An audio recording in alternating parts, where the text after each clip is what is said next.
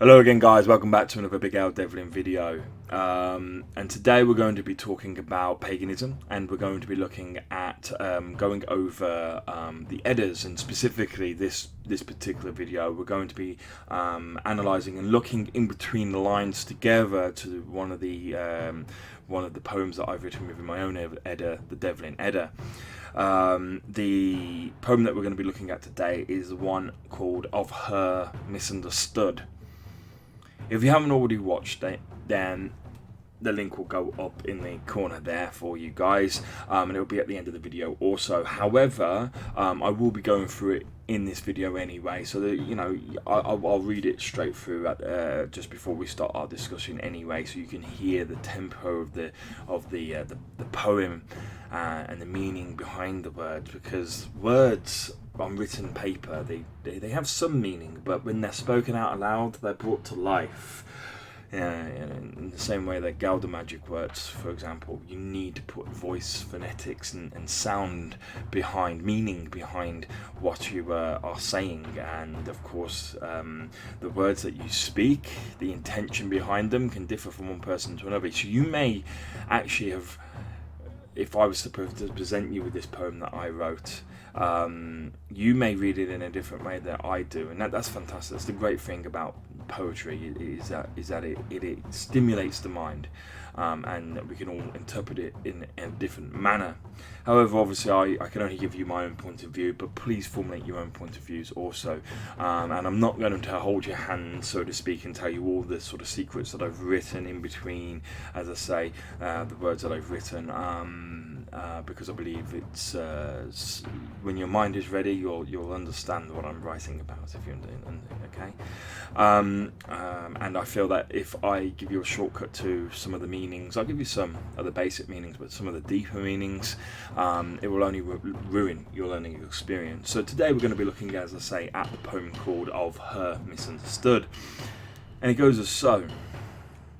You watched on, life ran rampant, all things living, eternal, unending. Through pain, injury and maiming, life forced all to suffer. Never a release, never a surrender. A cruel fate that to be considered an icy grip, the final end of all men, when mercy is your name and gift, lamentation of your soul, never forced, only given. No other god has suffered over men, tears rolling over cheek. Through such waters a black mirror placed, may one allow themselves a glimpse, watching back through those waters that lady known as Minerva. What other names, I wonder, do you hide behind? Perhaps I will learn, when one day again we will meet, peace found within your close embrace. I wonder what you guys think that poem's about to start off with. I think it's fairly obvious, but I'm pausing here for you to take in those words and formulate some ideas of what you believe this poem is about, Of Her Misunderstood. Obviously, I'm referring to, in theory, a goddess, although it's something a little bit more than just a god. I say that within the poem. I note that one of her names is actually known to be Minerva. It might give you a little clue, although that's debatable whether that name is correctly associated with whom I'm describing. Basically, what I'm talking about is death. Okay, I'm talking about death. And the pagans' original understanding and interaction with the concept of death, more specifically, that death is an abstract god. It is a transcendent god that does interact, obviously, on an imminent level upon the moment of death. But ultimately, this poem tells you the story behind the beliefs, the very most ancient beliefs of pagans for death, and how death was given to mankind actually as a mercy rather than a curse, okay, as most people would see it. And so as we go through, I'll tell you about the poem, and I'll tell you the story and let it grow as we move forwards, okay? So I start off, you watched on, life ran rampant. All things living eternal, unending. Through pain, injury and maiming, life forced all to suffer. Never a release, never a surrender. So this bit describes the origin story, essentially, or the origin aspect of the story of death. Okay, so death is in paganism considered to be, as I say, not a god as such, but something beyond that. What some people call the ancient ones, or you can give them whatever name you want. It doesn't really matter what they're called. These are almost, in essence, they're not elemental forces, but they are forces of the universe itself. They are greater than gods, and they can be given a personification, as we've done here. Most pagans who have experienced death directly, not only the action of dying, but also, as I say, this individual that we would call death, would often describe her as a female. Now that's a personal thing, okay? Death by no means is female nor male. It is, as I say, a more abstract, higher conceptualized, higher conscious level of understanding than what we mortals could, really ever begin to describe. I think even the gods themselves, like Odin and Freya, would very much struggle to describe what that power that we call death is. But we can personify it, and we do interact it with death in its personified state upon our final moments, if you believe the old stories. And so when you watched on Life Ran Rampant, there was a point, eternal, an ending. There was a point in pagan beliefs that at the very beginning, when man first was born, okay, bear in mind that we were born of Emir's corpse, okay, we were born of Emir, okay, we were not given a life, that is the ability to live and interact within the physical world. We were not given this ability by Odin or Lodir or Honir or Vili or Ve, depending on which variation you read. We were not given this. We were given the ability to essentially transcend into the spiritual world by those gods, but our ability to live, no, this was given to us by Emir. Okay, Emir was the only god who could create life. You got Urhumbla that could awake life, give a, or in essence, what we were given, Hond. It could give the god's madness, okay, to living creatures, okay, make them self-aware and aware of not self-awareness. Like that is something that everything has. Even animals have self-awareness, okay. The most basic creatures or life forms that you can think of will have self-awareness. It's greater than that. It's an awareness of not just ourselves, not just the spiritual world, but everything in between and the meanings of it, okay? And this is Hom, this is what Urhumbla gave, okay? And Odin then passed it on to us. But life and self-awareness of us living within the world and our interactions with that world, intelligence, okay, all these different aspects we possess before the gods got involved. And as I say, this came from Emir itself. Now, at this very point in time, we were eternal. We would live forever, okay? All living things lived forever at the very beginning point of life and the creation of life from Emir. And that came, it may sound like, well, that's great. We were once eternal. Why was that taken away from us? Isn't that a curse? Why did death give us this? And why are you praising death for giving us its blessing, if you wish? It is a curse of man, yes, a curse of mortality.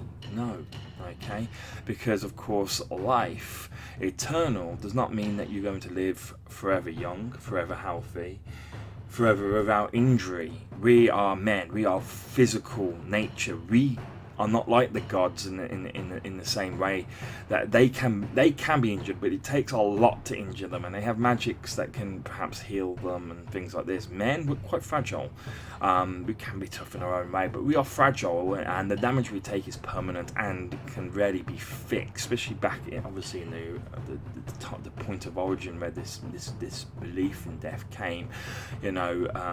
People suffered a lot, okay, and didn't matter whether you were, essentially mortally wounded. You would suffer for all eternity with that mortal wound.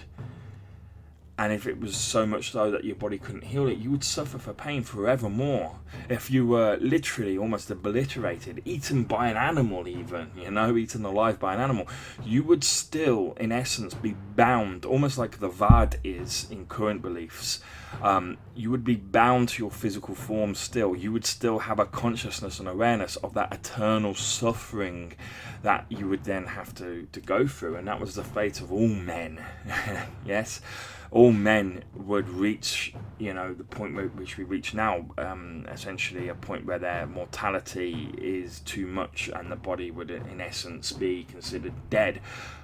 But there was no release of that consciousness from that dead body. The leak was unable to unravel from the rest of our spiritual selves, and so we were locked within our physical forms, okay?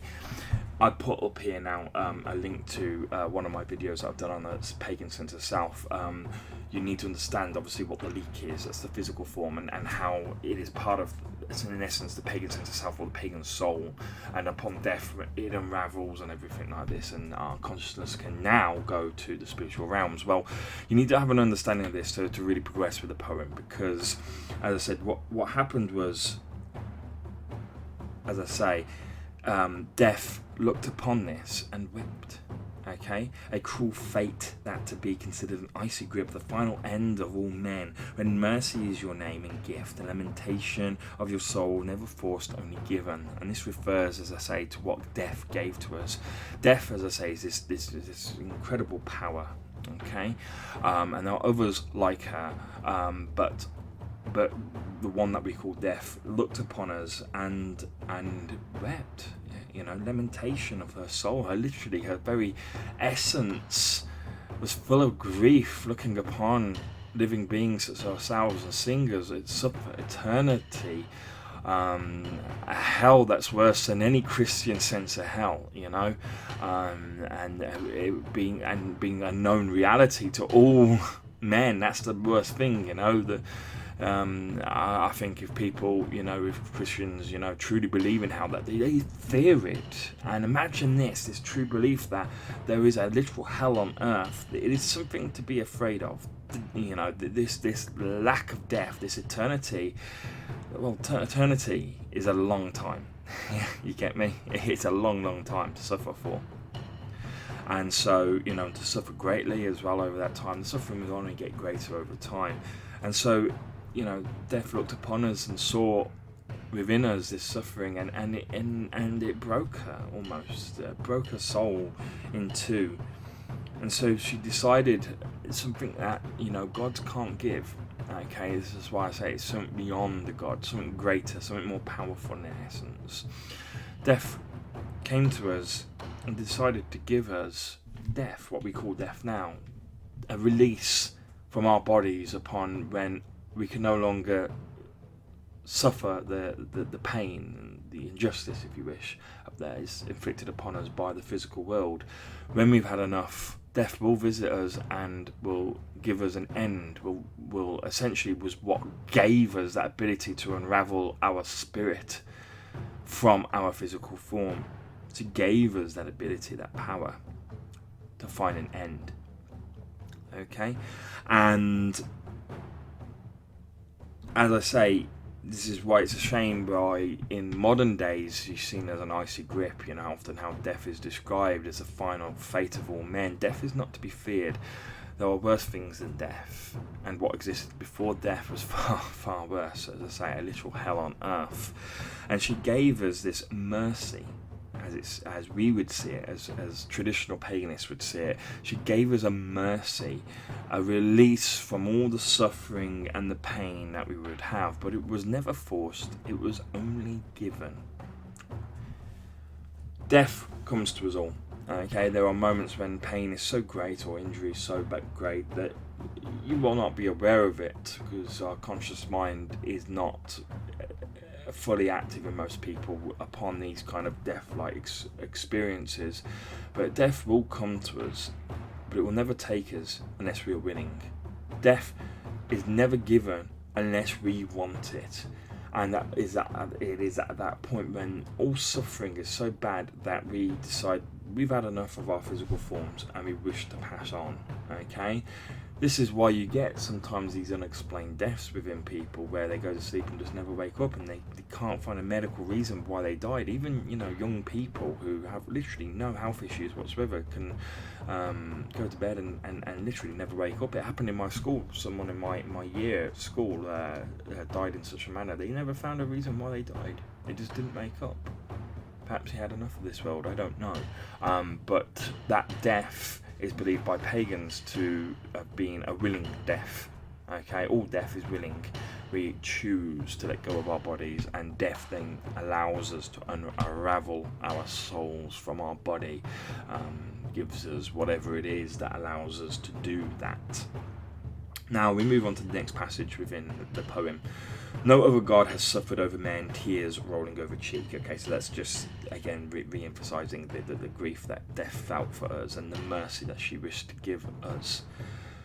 And then I write, through such waters a black mirror placed, may one allow themselves a glimpse, watching back through these waters that lady known as Minerva. So this is referring to the black mirror ritual in essence, which is a part of pagan magic where you would typically take a black onyx stone, for example, and place water upon it, and in doing so with certain, either innate ability or certain ritual practice, you are able to see the world of the dead, or at least commune with certain spirits. You can summon the spirits to the stone, or using the stone as essentially as a focus, and then communicate with either the Vard or the spirit of the individual itself. It would probably most likely be the Vard.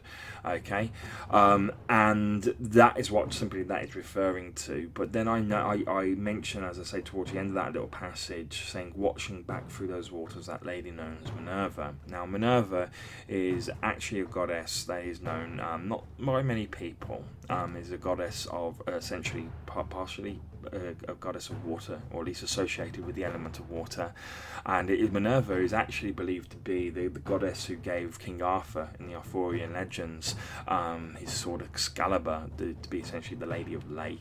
Okay, she pops up here and there within different myths and stories. She was once found as a mermaid who essentially fell in love with a man and was then discovered to be a mermaid and returned to the sea. Essentially, the origin of the story of Ariel, okay, the Little Mermaid within Disney. Minerva is found around a lot within the very oldest of stories known to man, and it is heavily believed, and I can do a video on why I believe that Minerva is a name that the goddess Death, or the ancient one that we call Death, it is one of the names that she took or takes when she is within immanent form. That is when she is existing on the physical plane, and it can be seen as such.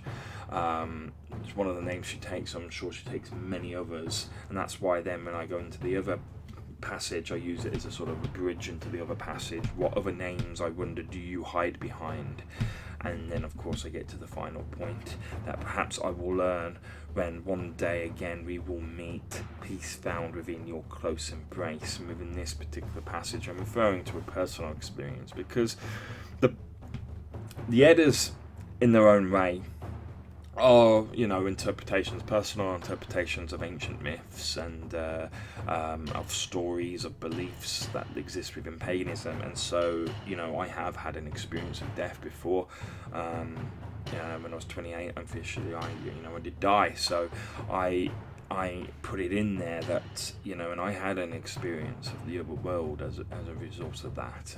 So I was gone for the period of time that I was gone, and as I say, perhaps I will learn your other names when I actually meet you and actually decide to go, to let you take me once more, you know. I find myself within your close embrace, peace found in your close embrace, because I've never felt a feeling of such peace and tranquility as when I went through my death experience. Obviously there was carnage after and carnage before, and fear and everything like this, but pain and suffering mostly. I didn't feel fear, actually. It's one of those weird things. Didn't feel fear, didn't feel afraid. Didn't have time to feel afraid. But anyway, as I say, when I was in the other world, in that point in between dying and coming back, essentially, I found the experience to be one of incredible peace and tranquility, and I know that others have felt the same experience, who have gone through similar experiences. And so I wanted to just put that in at the end as you know, just as a reference point to something very real, to anchor the poem in a real experience. And so, you know, that's really the story of death. As I say, that death is seen by traditional pagans, not most pagans, but very, very, very traditional pagans who have knowledge of the real ancient beliefs, the ones that kind of almost predate essentially the beliefs in Odin and Asgard and all that, is that, you know, is that death is a mercy, something older than the gods, and is a mercy that is given to us because of a goddess who simply cannot, or god or goddess or creature or being, whatever you want to call it, that simply cannot bear to watch us suffer anymore, and gives us a release from that suffering. She is the catalyst, the key that allows us to go in that unraveling process, as I said, I've described before in the sense of pagan self and all the videos I've done related to death. So thank you for watching, guys. That's just in between the lines of her misunderstood poem. I will be doing more as soon as I can, and I hope you enjoyed this video. I hope it gave you further clarification, your own interpretations, comments, thoughts, all that. Please put it in the comments below, and I will see you very soon, guys. Bye bye.